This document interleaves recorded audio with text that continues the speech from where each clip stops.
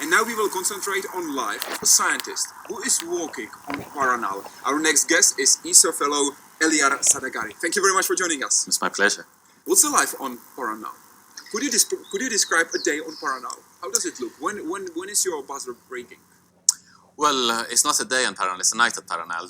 Days usually we spend sleeping. So on a typical night, we start observing around sunset. So at the moment around 8 p.m. And we will observe all the way until sunrise. Usually we would be in a meeting a couple of hours before. So our daily life, our daily science really starts late afternoon. And we will basically start off by doing some calibrations during sunset time to be able to use the data that we get during the night in a better way. And then as the night starts, we will have a program of observations that we will have to adjust all the time depending on the weather conditions at Paranal, and we will perform them with each telescope, the 4 telescopes that we have at the VLT.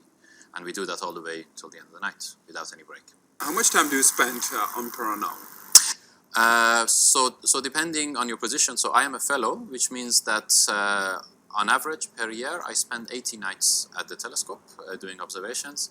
That means usually I go for 1 week per month, give or take, and I spend there. What's the best and what's the worst feature of living on Paranal? Well, the best feature is being able to work at the most advanced observatory in the world. I mean, we get to be at the forefront of astronomical research. And it's an amazing place to be, and actually basically as a scientist it opens up your eyes to all sorts of different fields in astronomy, because of course generally scientists are very much focused on a specific field and we don't really have much of a chance to see what's happening in other fields, whereas working at Paranal you are of course obliged to perform all sorts of observations from all different kinds of sectors of astronomy. And for me, that's a pleasure to be able to learn about, the forefront of research in other fields. I cannot say the worst because I love working there. There is nothing negative about it. I mean, there is nothing you would change. I mean, the only thing I would change is maybe be able to cope with this upside down sleeping patterns better. But that's my problem. Yeah, I have to learn how to sleep during the day a little bit better. But no, it's really great working there. I believe you would also vote for a longer night at Paranal. Vote for longer nights, yeah. No, shorter nights would be better. What instruments are you working on? Okay, so as you know, there are 4 telescopes at Paranal. We are usually assigned to one telescope. So when I do go there, I will always work at the UT1, Unit Telescope 1. That's the oldest one, and the very first one that was built, which has 3 instruments. So when I'm there, I'm expected to operate all 3 instruments at this telescope.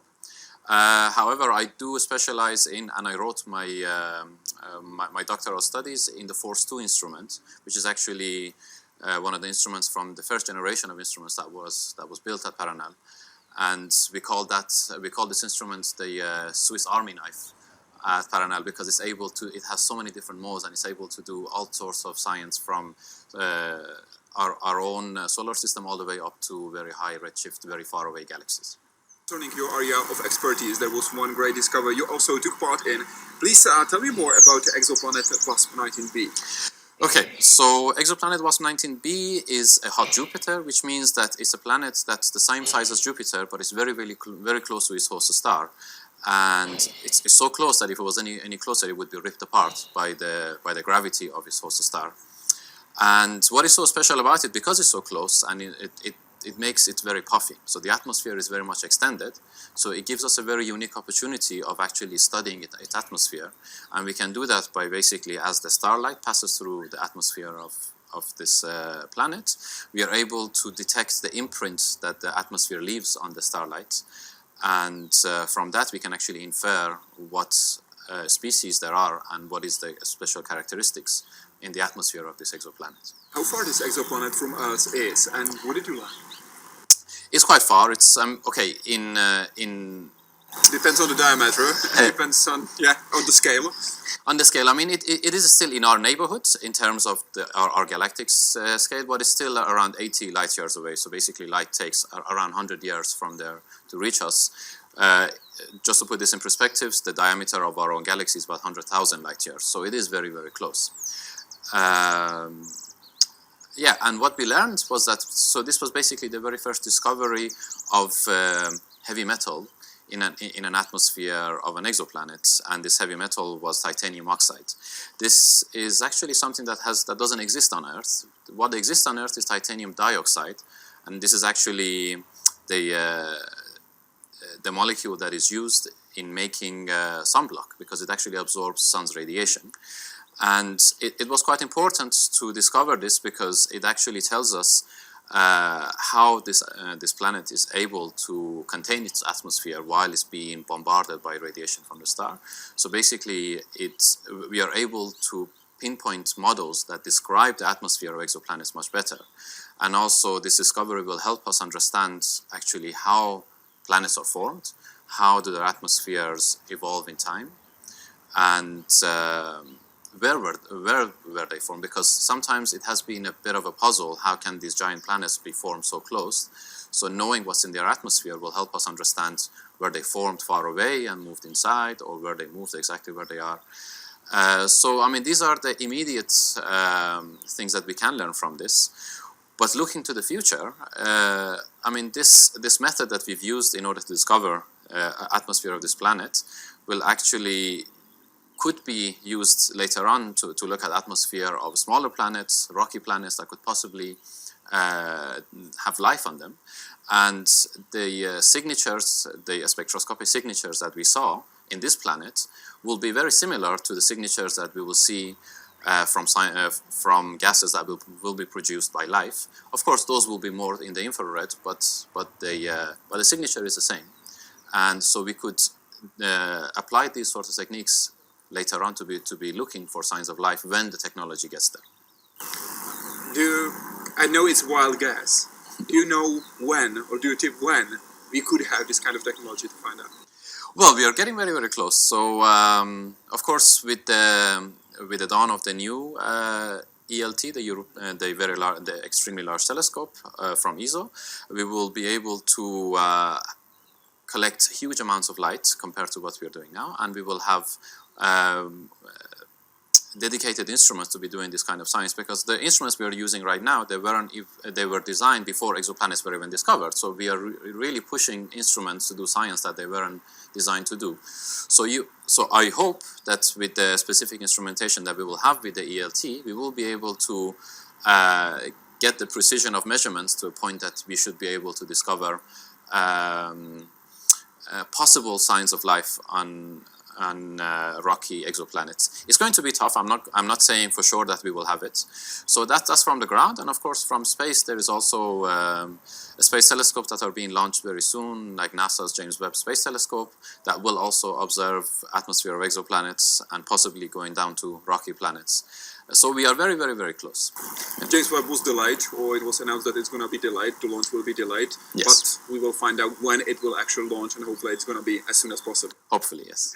Concerning your area of expertise, what are other discoveries you consider to be crucial, very important? Well, there has been plenty. I mean, this is a field of astronomy that has exploded. Yeah. So, I mean, one of the most fascinating has been the discovery of a planetary system around a star called TRAPPIST. So this is TRAPPIST-1 system, and this is a star that actually has 7 rocky planets around it, and 3 of these rocky planets are in a zone where we say that there could be possible liquid water. Oh, liquid water. Or Possible liquid, exactly. So with this zone we call the habitable zone.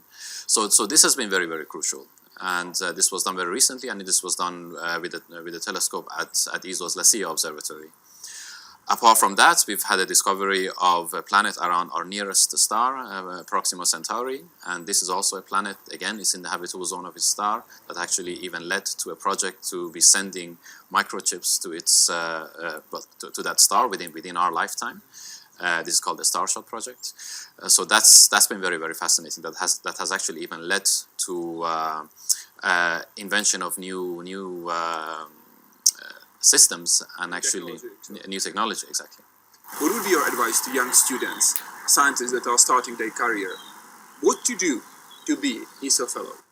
What to do to be ESO fellow? So you need to build up your expertise in observational astronomy. and there are plenty of opportunities in Europe to do that. I mean, there are plenty of observatories around Europe, like in Germany, in Czech Republic, in Spain, that they offer studentship programs during summertime that you can do 2 weeks, 1 month of observing schools. This is what I did, and I was able to build up my CV in order to show that I have enough expertise to operate a telescope. Students should take advantage of the ESO's studentship program that basically allows the students to spend 1 or 2 years of their doctoral studies funded through ESO to actually come to ESO, be it in Garching in Germany or here, and spend time with the scientists working here and actually do observations as part of their doctoral studies. This will really help a lot. I mean, I was a ESO I did the ESO studentship, and so I'm sure that helped me a lot, and I learned about the observatory while I was here. So that's one advice. Another advice I can give to students: learn programming in Python. This is a programming language that is now very, very popular, and well, not just in astronomy, but I'm talking in terms of astronomy. This is the language that everybody's moving to, and you need to improve your literacy in this language because this is very, very useful. Says Elyar Sedaghati, who's an ESO fellow who works on Paranal. Thank you very much. Thank you, I appreciate it.